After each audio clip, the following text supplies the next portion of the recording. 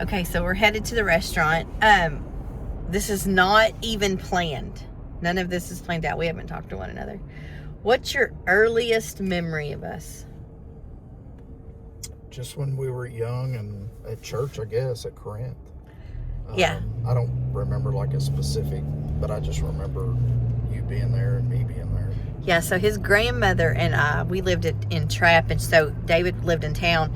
She would bring him to church when we were like second, third, fourth, fifth grade, something like that. Because I left Trapp at sixth grade, so it was before sixth grade. So she would bring him out to church, and I had the biggest crush on him. And so he actually, when we got engaged, he took me back out to Corinth Baptist Church and proposed to me in the parking lot. There was one time on a Sunday night, he came out, rode the church bus out to church, and he got on the bus, and I didn't get to say bye to him. And all of a sudden, when I was like, it was like a little movie, like when I was sad and was turning around to walk away, he bust open the back of the bus, and he's like, bye. And, you know, my heart just melted, and that was just so precious. And then there was a time when we had a mutual friend, and he would ride into town, because we lived, how far is Trapp out? Probably, I'd say it's 20 minutes. 20 minutes out. So there was a group of us that would take turns picking up in Civitan when we were when I was a cheerleader, and then basketball and stuff. So we had a mutual friend, and he and David were on the same team. And so, like, he had the biggest crush on me when I would come in and pick up Aaron from practice. And it was just kind of like that our whole life. Like, when you would have a crush, I really wouldn't have a crush. And when I would have a crush, he really wouldn't have a crush. And so, like, we could never date longer than 3 months. And for whatever reason, I got married and then had Lauren, our oldest daughter, and he was a groomsman in our wedding. Not for him. To say this out loud just sounds so crazy. So anyway, he was a groomsman, and the night before, it was at the rehearsal dinner, David pulls me aside. He's engaged, and I'm about to get married, and he tells me not to marry him, and that he will always care about me. This sounds like a fairy tale, seriously. So anyway, and then after that, we were at the rehearsal dinner, so I got married, had a baby. She can't make any of the right decisions till she's made all the wrong ones. That's the truth. That's the truth. So I was pregnant. My husband cheated on me, and David came over while I was pregnant with my oldest daughter, and we carved pumpkins. It was in October. Played games, just tried to get my mind off of it or whatever. And then I had her, ended up going through divorce, whatever. He's always been there, like from 6 years old to being at my wedding to being around me. But, you need to tell the whole story. Okay, like what's that? Because you came to my house and asked me to be a groomsman. I did. It wasn't like for me. And I were these. No, you all weren't good friends. But you were there for me because we've been friends since we were 6 years old, and so that was the biggest thing. Right. Yeah. So it was as a favor to you. It wasn't anything to do with him. Right. Okay. He was there for me. Sure. Yeah. He was there for me. But it's just crazy. Like when you hear about it, when you talk about it. Now he's adopted my oldest daughter because my first husband signed his parental rights over. So now David is the father of the child that he was comforting me at the time. It was just it's really romantic, really. It sounds like, it just sounds crazy. And like this Christmas, my mom was like, you all sound like Sweet Home Alabama.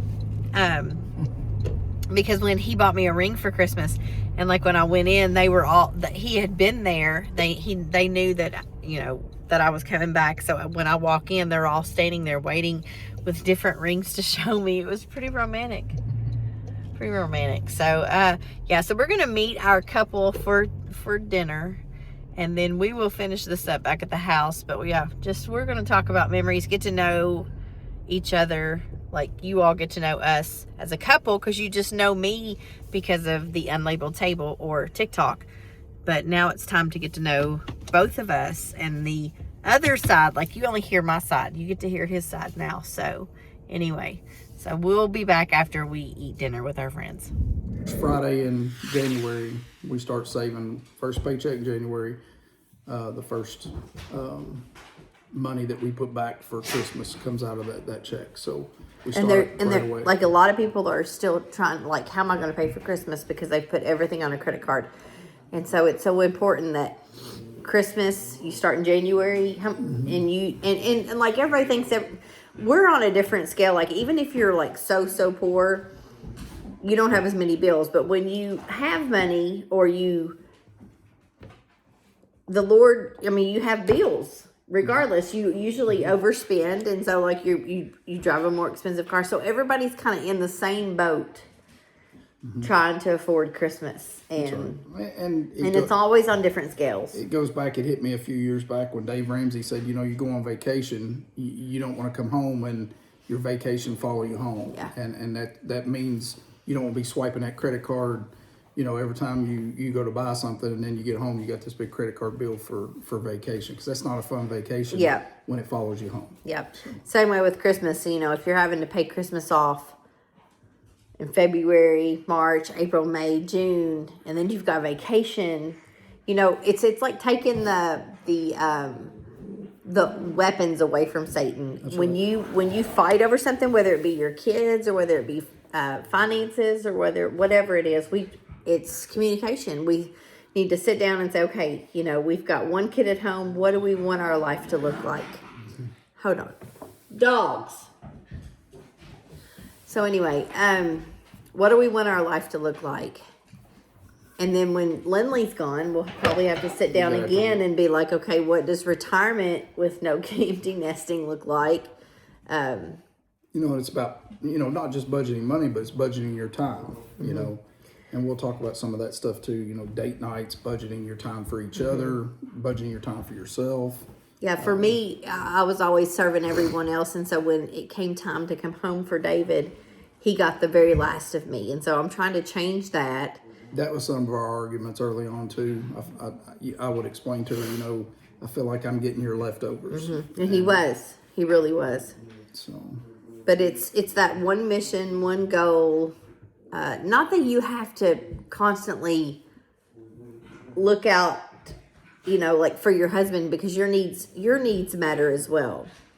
But it's when you start becoming one, and we start having that same goal and same identity, that's when it really changes or whatever. And that's through Jesus. So that's what this podcast is going to be like. We're going to talk about some budgeting, some finances, some hard questions. Like we want to identify with everybody out there, and just kind of learn on our own and do, you know, he's going to focus on the guys he's going to be like, you know, this is what men look like.